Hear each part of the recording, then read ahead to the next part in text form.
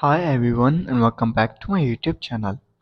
So guys, today in this video I'm gonna tell you how to fix 5G network not working on iPhone in iOS 17.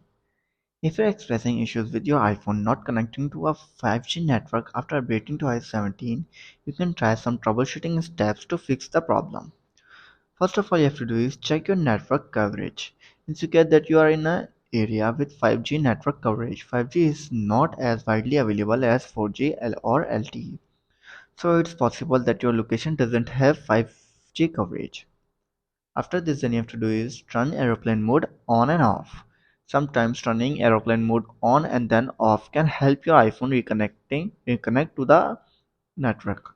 Swipe down from the right corner of your screen, and then tap on aeroplane mode icon, then wait for a few seconds, and then turn it off again. If this doesn't work, then you have to do is restart your iPhone. A simple restart can resolve many network related issues. To do this, you have to open your settings, scroll down and then tap on general. Again scroll down and then tap on shutdown. Shut down your iPhone and then restart it after 15 to 20 seconds later. If restarting doesn't work, then you have to do is check for iOS update. Make sure that your iPhone is running the latest version of iOS 17.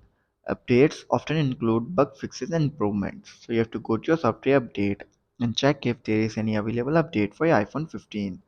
If there is, then simply sorry, if they you have to update your iPhone to the latest version of iOS 17. After this, when you're still facing the issue, then you have to do is reset your network settings. Resetting network settings can often resolve connectivity issues, including those related to 5G.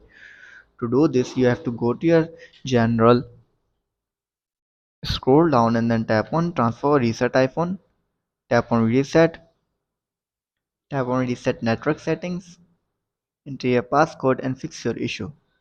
So guys, if this video helps you then make sure to like and subscribe my YouTube channel for upcoming videos. Thanks for watching.